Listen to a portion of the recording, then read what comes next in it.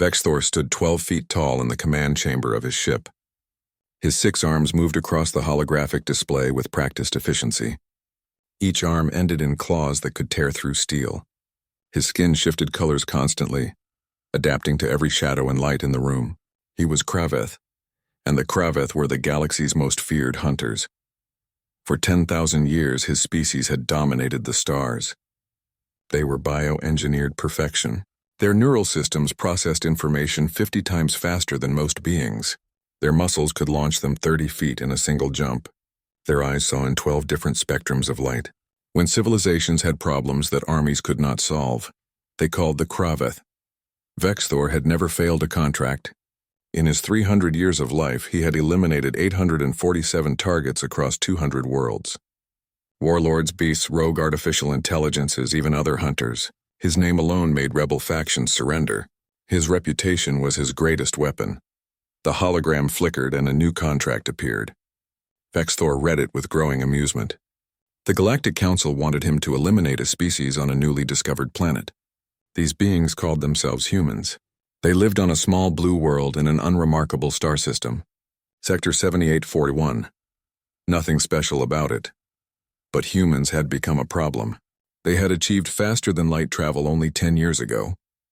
Yet in that short time, they had destroyed 3 Council survey ships. The Council had sent those ships to claim the human star system. Standard procedure. When new species were discovered, the Council decided their fate. Most were absorbed peacefully. Some needed force. Humans chose force. They refused to surrender their system. They attacked Council vessels with primitive weapons that should not have worked. They used tactics that ignored all accepted rules of space combat.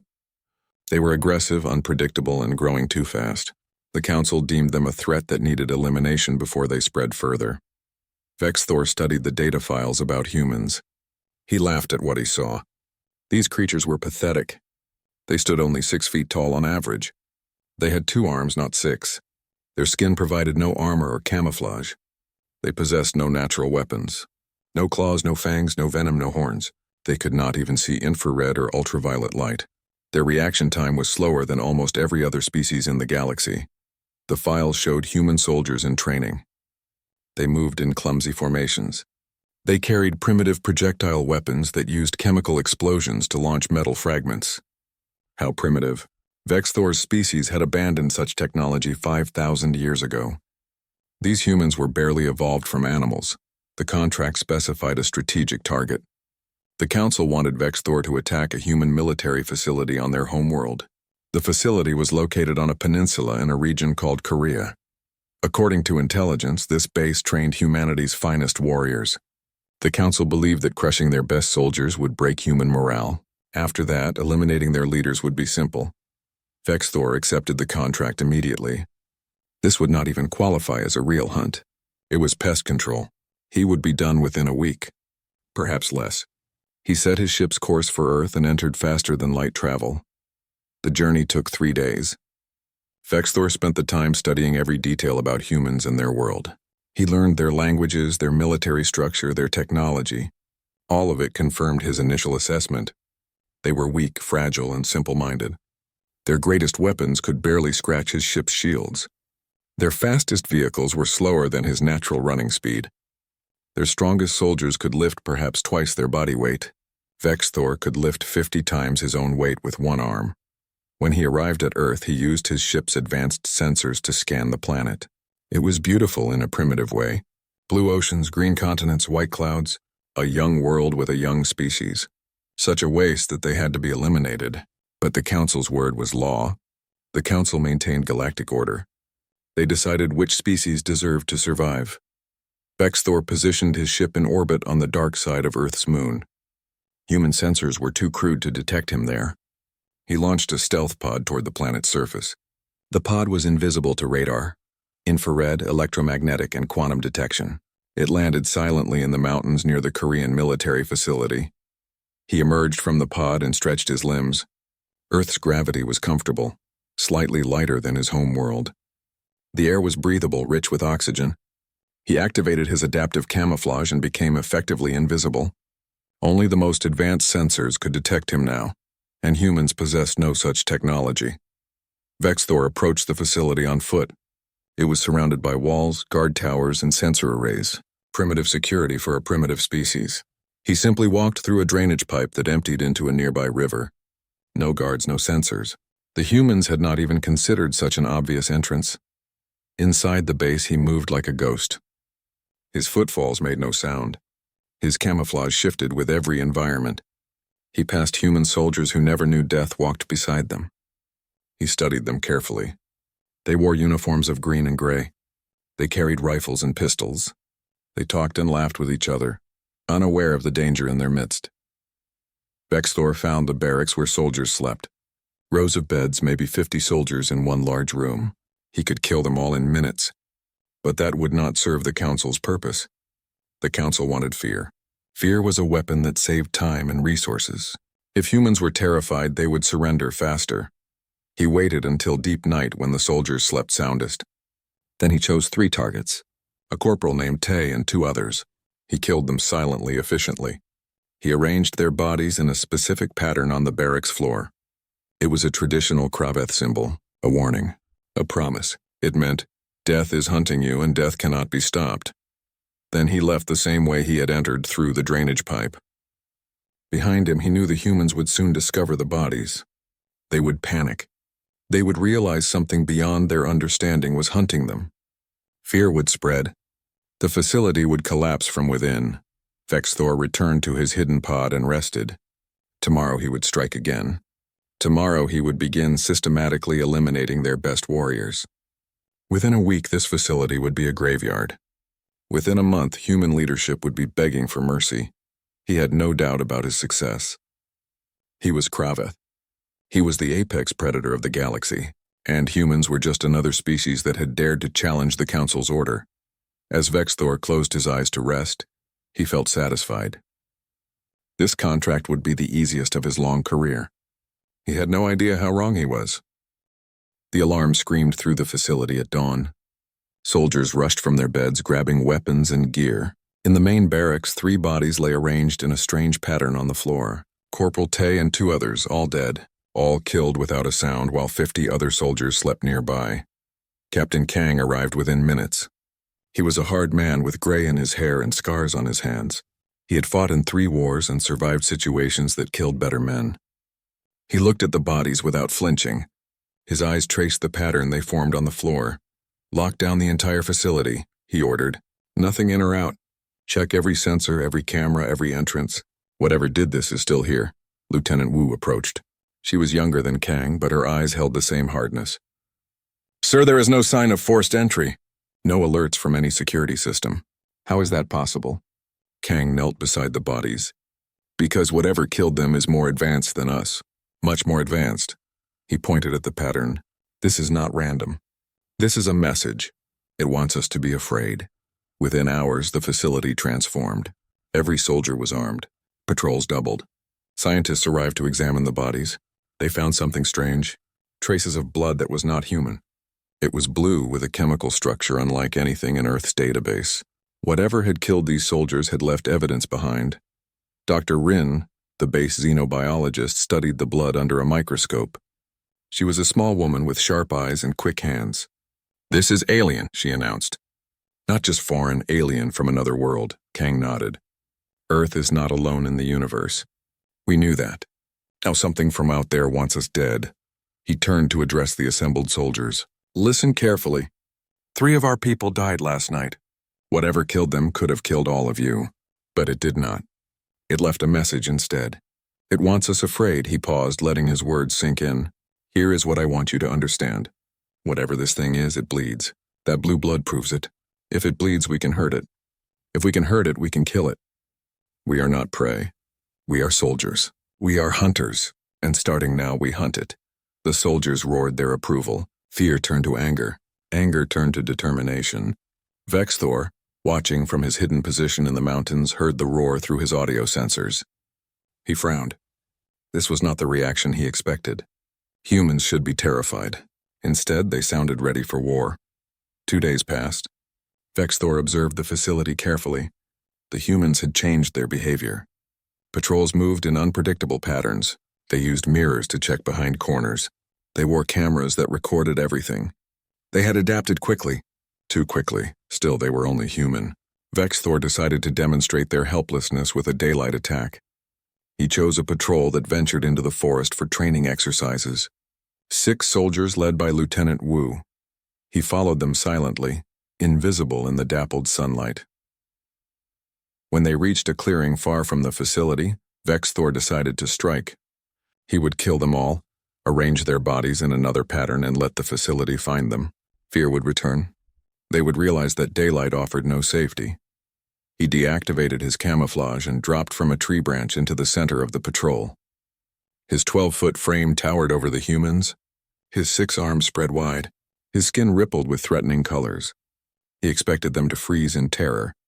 Instead, they exploded into action. Lieutenant Wu shouted, "Contact!" and dove behind a fallen log. The other 5 soldiers scattered in different directions, each seeking cover while maintaining firing angles. Their rifles barked immediately. Bullets struck Vexthor's armor-like skin.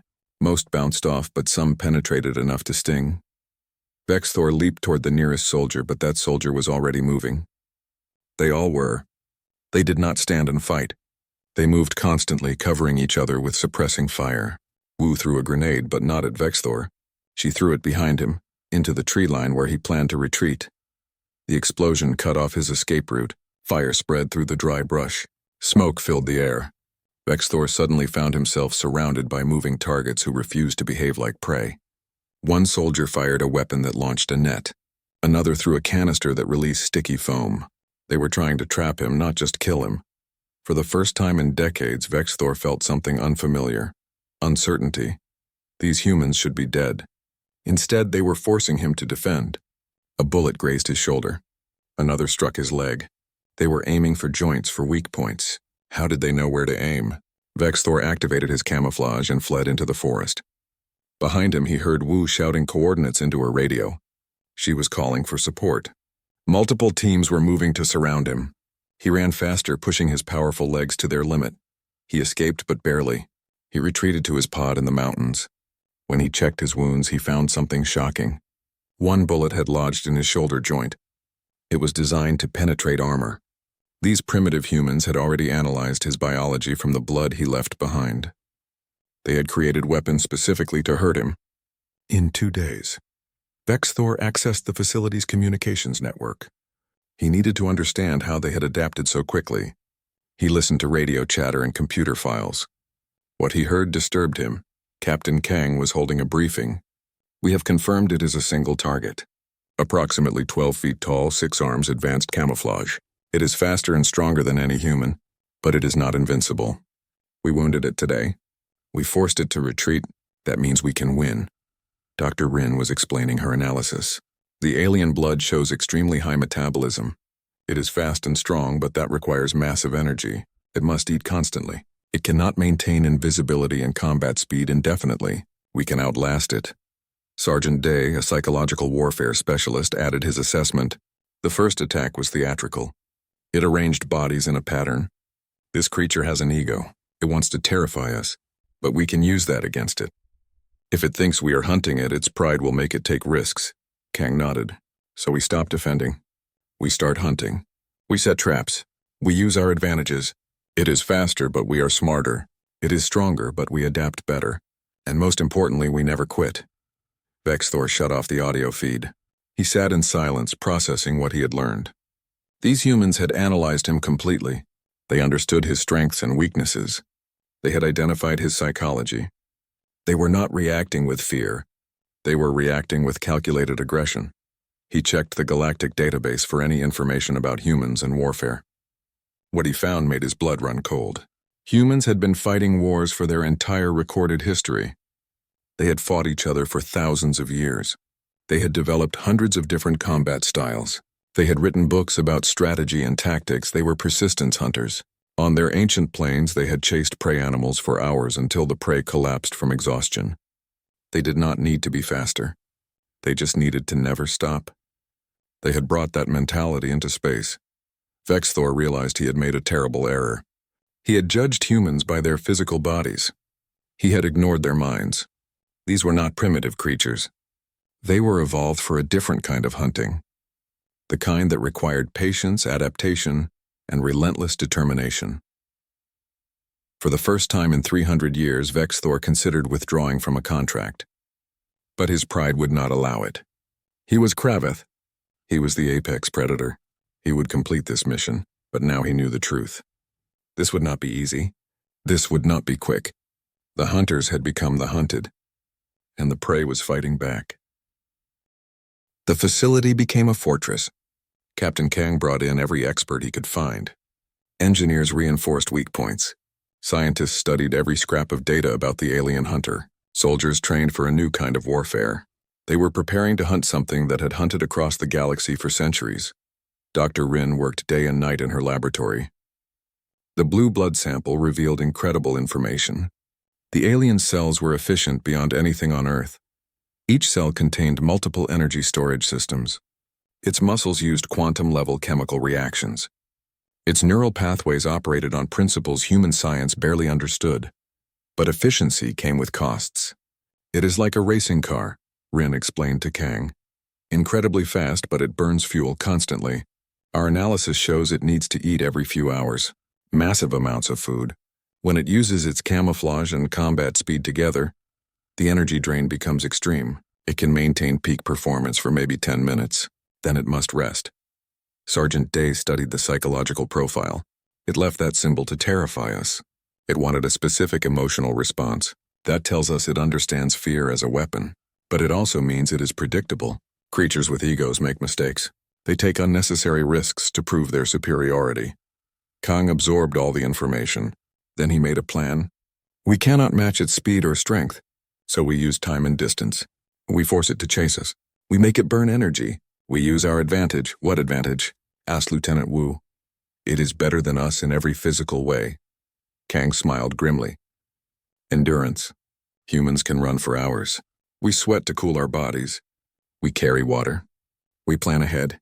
That thing is a sprinter. We are marathon runners. It wins quick fights. We win long ones." The plan took shape over the next week. They created false targets.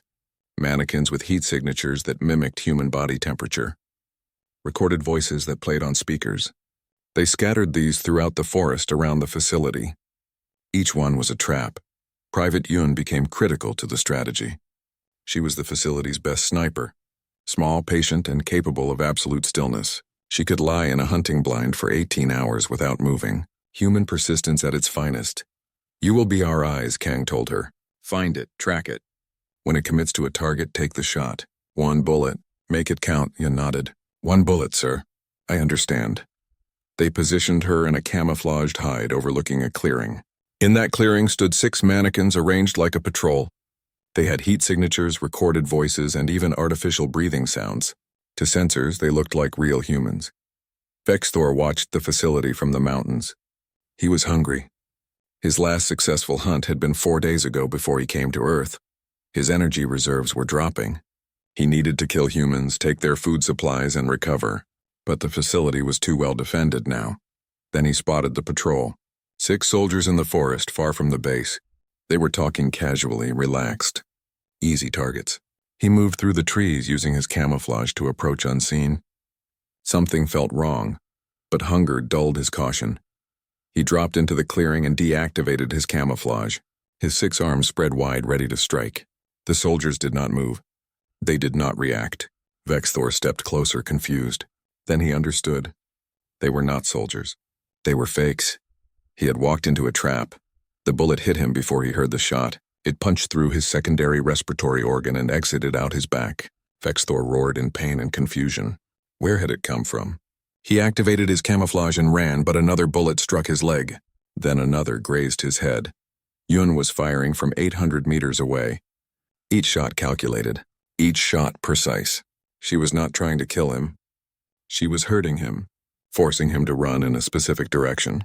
Toward more traps, toward more waiting guns. Vexthor crashed through the forest, bleeding and desperate. His camouflage flickered as his energy dropped. Pain clouded his thinking. Behind him he heard human voices. They were tracking him, following his blood trail. They did not rush. They did not hurry. They just followed, relentless, patient. He ran for 3 hours. His incredible speed meant nothing. Every time he stopped to rest, they caught up. Every time he tried to hide, they found his blood. He could not shake them. They were like machines, like natural forces. They just kept coming. Finally, Vex Thor reached his hidden pod. He collapsed inside and activated its medical systems. Automated systems sealed his wounds and injected nutrients. He lay there, breathing hard, feeling fear for the first time in centuries. He was the galaxy's apex predator. He had hunted for 300 years without failure, and now he was cowering in a pod, hiding from creatures that should have been easy prey. Vex Thor accessed the human communications network again. He needed to understand what was happening.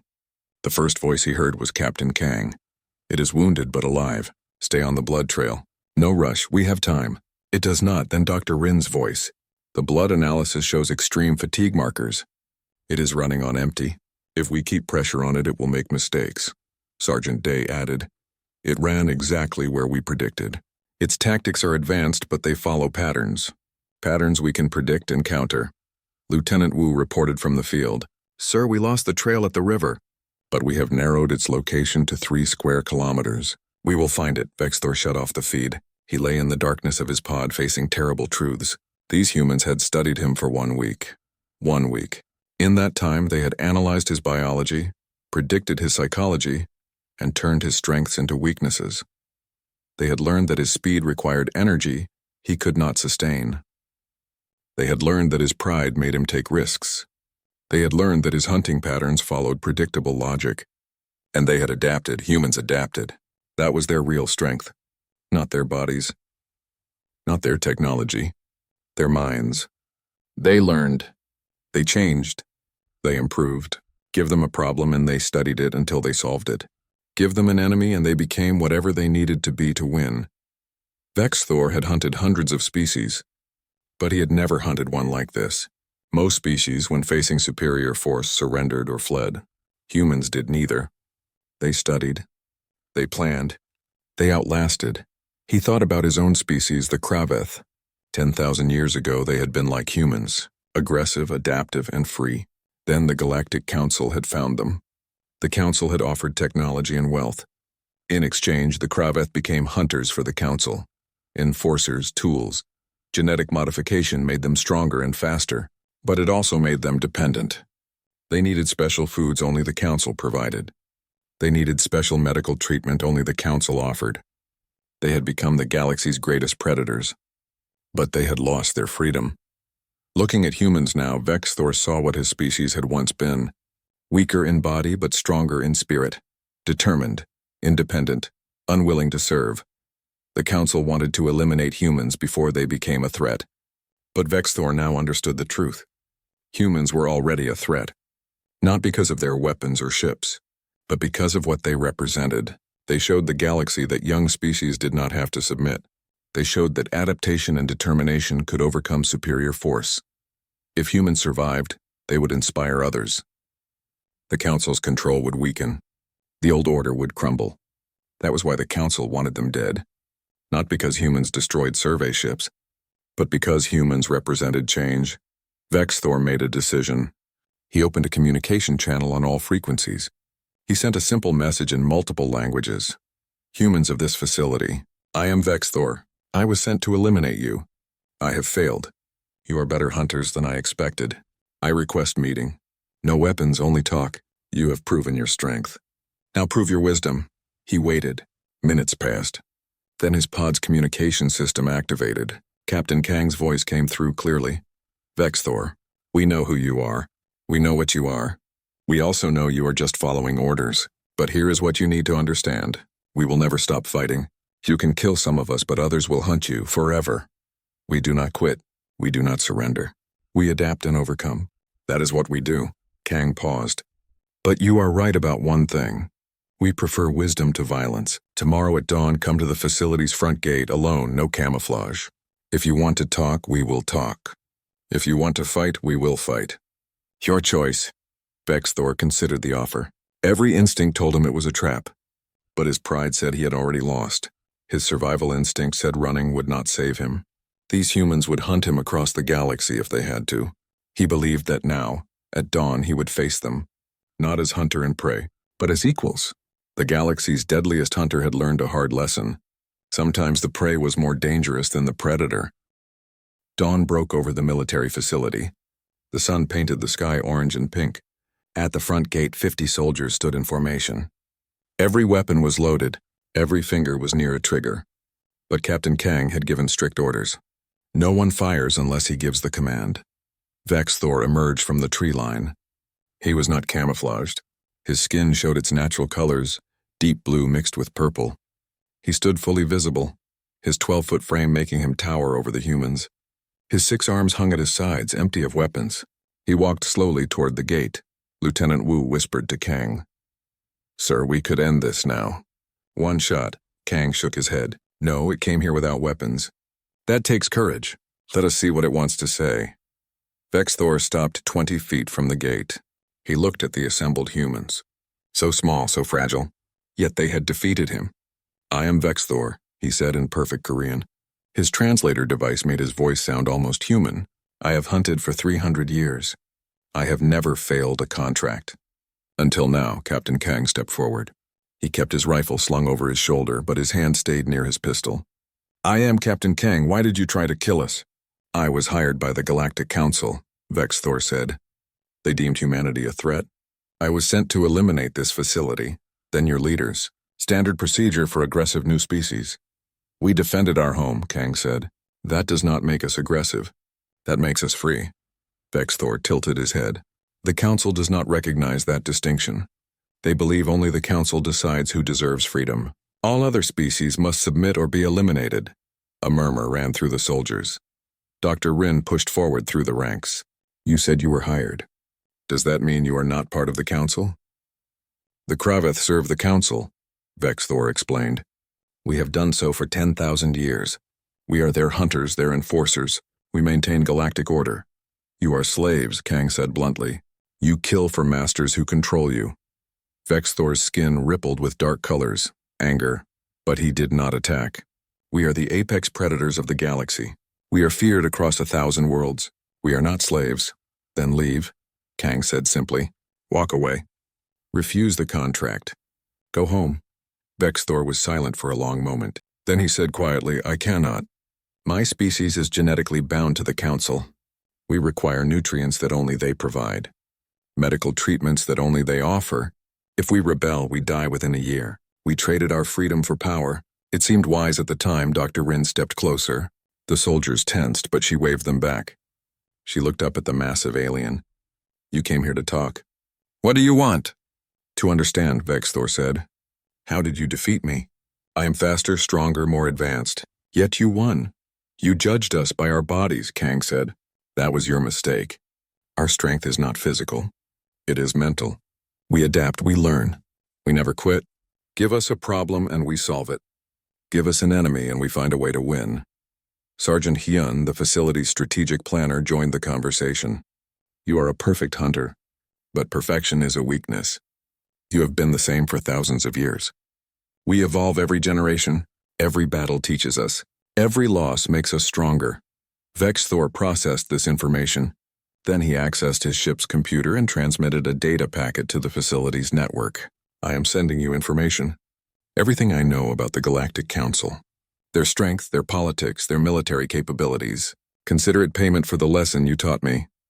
Captain Kang's communication officer, Lieutenant Hua, rushed forward. "Sir, we are receiving massive data transmission.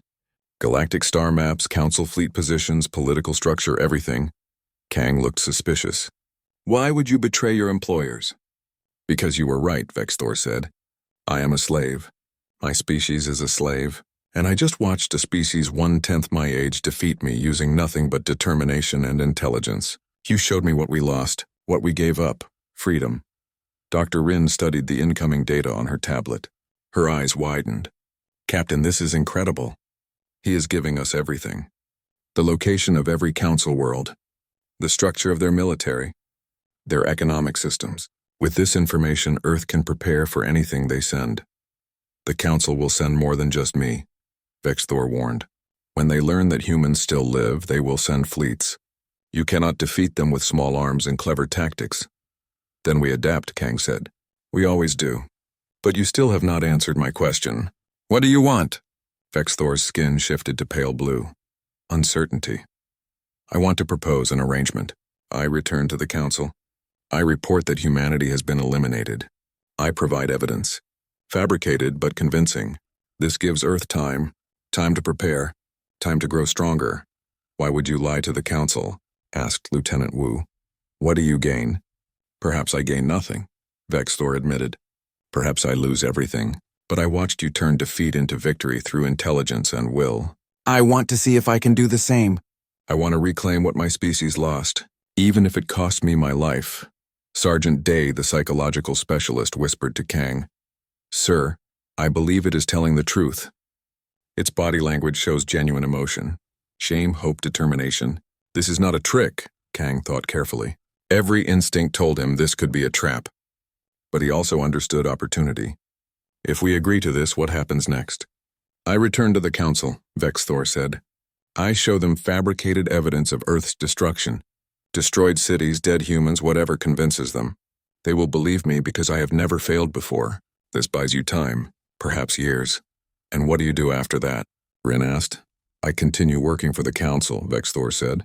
But I also send information to Earth, details about other species they control, weaknesses in their defenses, opportunities for Earth to forge alliances with other enslaved species. I become your agent inside the council. Private Jin, a young engineer, spoke up. That is incredibly dangerous for you. If they discover your betrayal, they will kill you. Yes, Vexthor agreed.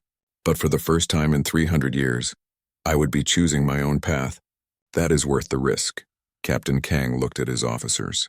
They held a quick whispered conference. Finally, Kang turned back to Vexthor. We need more than just information. We need technology. Can you help us understand the data you sent? Help us build defenses against what is coming? I can, Vexthor said. Give me 3 days. I will teach your scientists everything I know about council technology. Then I must return before they become suspicious of the delay. Dr. Rin looked excited. 3 days? We could learn decades worth of technology in 3 days. If you are as adaptive as you claim, Vexthor said. Yes. Kang made his decision. Agreed, but you stay under guard at all times. You make one wrong move, we end you. Understand? Understood, Vexthor said. I would expect nothing less. The gates opened. For the first time, the galaxy's deadliest hunter entered a human facility. Not as an enemy, but as something else. Not quite an ally. Not quite a prisoner. Something new. Something that neither humans nor the council had ever seen before. As Vexthor walked through the gate surrounded by armed soldiers, he felt something strange. For 10,000 years, his species had served the council. For 300 years, he had hunted without question. But now, for the first time, he was choosing his own destiny. It was terrifying. It was liberating. It felt right. Behind him, Sergeant Day spoke quietly to Kang. Sir, do you trust it? Kang watched the alien disappear into the facility. No, but I respect it. And respect is a start. Over the next 3 days, the facility transformed into a classroom. Vexthor worked with scientists, engineers, and soldiers. He explained galactic technology, council politics, and the realities of space warfare. The humans absorbed information like sponges. Private Jin worked directly with Vexthor on reverse engineering his cloaking technology. If we understand this, we can detect it, Jin explained. We can also build our own. Make our ships invisible to council sensors. You think like a Kraveth, Vexthor said approvingly. Turn your enemy's strength into your own weapon. Dr. Rin studied the biological data about various alien species. So many of them are controlled through genetic dependency, like your species. If we could synthesize the nutrients they need, we could free them. That would require advanced biosynthesis, Vexthor said. Technology Earth does not yet possess, Rin smiled. We do not possess it yet. Give us time. We adapt, remember? On the 3rd day, Vexthor prepared to leave. Captain Kang gathered the leadership for a final meeting. What happens now? I return to the council, Vexthor said. I present evidence of Earth's destruction. I resume my duties as a hunter. But I will send information to this facility regularly. Encrypted communications. You will learn everything I learn.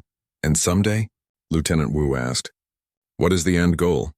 Vexthor's skin rippled with determination. Someday, when Earth is ready, we challenge the council. We break their control. We free the galaxy. That is a long-term plan, Kang noted. I am 300 years old, Vexthor said. I understand patience. And I learned from you that determination matters more than strength. As Vexthor left the facility and returned to his ship, both sides knew that everything had changed. The galaxy's deadliest hunter had become something unexpected. A rebel. A traitor to the old order. An ally to the new. 6 months passed. Vexthor returned to the Galactic Council's headquarters with fabricated evidence of Earth's destruction. He showed them images of burning cities created by human computer experts. He presented biological samples from preserved bodies. He delivered a report that detailed the systematic elimination of humanity's military and political leadership. The Council accepted his report without question.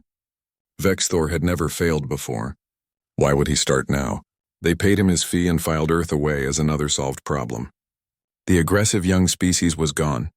Order was maintained, but Vexthor did not celebrate. He felt hollow. For 300 years, completing contracts had given him purpose. Now that purpose felt empty. He had tasted something different. Choice, freedom, the chance to determine his own path. He wanted more. He began sending encrypted messages to Earth. At first, simple information. Council fleet movements. Political decisions. Names of other species that served the Council unwillingly. But as months passed, the information became more valuable. On Earth, Captain Kang had been promoted to general. The military facility in Korea had expanded into a global center for alien technology research. Scientists from every nation came to study the data Vexthor provided. Engineers worked day and night to understand and replicate Council technology. Dr. Rin led the biological research division. She and her team studied the genetic locks that bound species like the Kraveth to the Council. It is brilliant and evil, she explained to General Kang. They modified the Kraveth to require specific nutrients. Nutrients that only exist in Council laboratories. Without them, the Kraveth immune system fails. They become sick and die. Can we synthesize these nutrients? Kang asked. We are trying, Rin said. But it is complex. We need samples, real samples, not just data. Kang sent a message to Vexthor through their encrypted channel. We need biological samples. Your species required nutrients. Can you obtain them? The response came 3 days later. Dangerous. Council guards these closely, but I will try. 2 weeks after that, a small container arrived on Earth hidden inside a meteorite.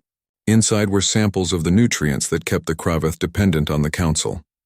Dr. Rin's team analyzed them immediately. This is incredible, Rin said, studying the molecular structure. These nutrients are not natural. They are engineered. The Council creates the problem and then sells the solution. It is a perfect control system. Private Jin, now promoted to lieutenant, worked on the engineering challenges. If we can synthesize these nutrients, we can offer them to the Kraveth. Give them a choice. Serve the Council or be free. That would change everything, said Lieutenant Wu, now a major commanding Earth's first space defense force. The Kraveth are the Council's primary military force. Without them, the Council's power collapses. General Kang understood the implications. We are not just defending Earth anymore. We are planning a revolution. While Earth prepared, Vexthor continued his work for the Council. He hunted targets across the galaxy, but now each mission felt different. He saw the targets not as enemies of order, but as victims of control, species that wanted freedom, worlds that refused to submit. On one mission, he was sent to eliminate a rebel leader on a planet called Theros. The rebel's name was Tal, and he led a resistance movement against Council taxation. Standard procedure. Eliminate the leader, the resistance collapses. But Vexthor did something he had never done before. He contacted Tal before killing him. I am Vexthor. I was sent to kill you, but I want you to know something first. There is a species called humans. They defeated me. They are building an alliance against the Council. You do not have to die. You can join them. Tal was suspicious. Why would the Council's greatest hunter help rebels? Because I learned that being the strongest does not mean being free, Vexthor said. I am offering you a choice. Die here, or escape and contact Earth. They will help you. Tal chose escape. Vexthor reported to the Council that Tal was dead, providing fabricated evidence. Another life saved. Another potential ally for Earth. Vexthor began doing this more frequently. Rebels who should have died instead received offers to join Earth's growing coalition. The Council eventually noticed something was wrong. Not with Vextor specifically, but with the pattern. Rebel movements were not dying. They were disappearing and reforming elsewhere. Supply lines that should have been secured were being raided. Information that should have been secret was leaking. The Council dispatched investigators. They began auditing recent missions. They reviewed reports. They checked evidence. And slowly they began to suspect that something was very wrong. On Earth, the breakthrough came suddenly. Dr. Rin's team successfully synthesized the Kraveth nutrients. "We did it," she announced. "We can produce these nutrients in unlimited quantities. The Kraveth can be free." General Kang immediately contacted Vextor. "We have the nutrients. We can free your people, but we need to move carefully. If the Council discovers what we have done, they will attack Earth immediately." Vextor's response was urgent. "Too late. Council suspects something. They are investigating my recent missions. I estimate 2 weeks before they discover the truth. We must act now." Kang called an emergency meeting of Earth's leadership. Present were representatives from every major nation, plus military commanders and scientific leaders. "The situation has changed," Kang announced. "We are out of time. We must move now or lose everything." Major Wu presented the military situation. "Our fleet is not ready. We have 12 ships capable of space combat. The Council has thousands. If they attack us directly, we lose." "Then we do not fight them directly," said Sergeant Hyun, now a colonel and chief strategic planner. "We follow the human way, we adapt. We use their strength against them." Dr. Rin explained the plan. "We broadcast the nutrient formula to every Kraveth in the galaxy. We tell them they can be free. We offer them a choice: fight for the Council or fight for freedom. The Council will call it an act of war," warned Lieutenant Hua, now in charge of interstellar communications. "We are already at war," Kang said. "We have been since the moment the Council decided humanity should not exist. We just refused to die. Now we refuse to hide. The decision was made. Earth would broadcast the nutrient formula, along with a message of liberation to every Kraveth in the galaxy. It was a desperate gamble. If the Kraveth chose the Council, Earth would face immediate annihilation. If they chose freedom, the balance of galactic power would shift forever." Lieutenant Jin prepared the broadcast. It would be transmitted on all frequencies in all languages, impossible to block or stop. One chance. Everything or nothing. The broadcast began. It reached across the galaxy, touching every world, every ship, every station. The message was simple and direct. To the Kraveth people: "We are humanity. We are the species your Council wanted eliminated. We survived, and we have a gift for you: freedom. We have synthesized the nutrients that bind you to the Council. We offer them freely, no cost, no service required. You can be free. You can choose your own path." The formula follows this message. Any Kraveth can create these nutrients. You will never need the Council again. The choice is yours. Fight for masters who enslaved you, or fight for the freedom your ancestors lost. We await your decision. Across the galaxy, Kraveth received the message. Some ignored it. Some reported it to the Council. But many listened. They checked the formula. They created the nutrients. They tested them. And they worked. Vextor was on a Council station when the broadcast reached him. Around him, other Kraveth listened in stunned silence. For 10,000 years they had believed their dependence was biological fate. Now they learned it was engineered control. They had been slaves all along. The station erupted in chaos. Some Kraveth demanded action against Earth. Others demanded answers from the Council. But many, like Vextor, simply made a choice. Vextor stood in the station's central plaza and raised his 6 arms. "I am Vextor," he announced. "I am the hunter who failed to kill humanity. I am the one who sent that message. And I say this now, I will not hunt for the Council anymore. I choose freedom. Who stands with me?" For a long moment, silence. Then another Kraveth stepped forward. Then another. Then dozens. Then hundreds, not all. But enough. The Kraveth rebellion began that day. It spread across the galaxy like fire. Some fought for the Council. Many fought for freedom. The galaxy descended into civil war. On Earth, General Kang watched the chaos unfold through Vextor's transmissions. "We did it," he said quietly. "We broke their control. We also started a war," Major Wu pointed out. "The war already existed," Kang replied. "We just chose to fight it instead of dying quietly." 6 months later, Vexthor returned to Earth, but he was not alone. He brought 200 Kraveth with him, warriors who chose freedom. Behind them came ships from other species, rebels, outcasts, and freedom fighters. Earth had become a symbol, the species that refused to submit. The world that chose to fight. General Kang met Vexthor at the spaceport. The alien hunter looked different now. His skin showed colors of pride and determination. "I have returned," Vexthor said. "Not as an enemy, not as a spy, but as an ally." "Welcome home," Kang said, surprising himself with the word, home, for an alien from another world. But somehow it felt right.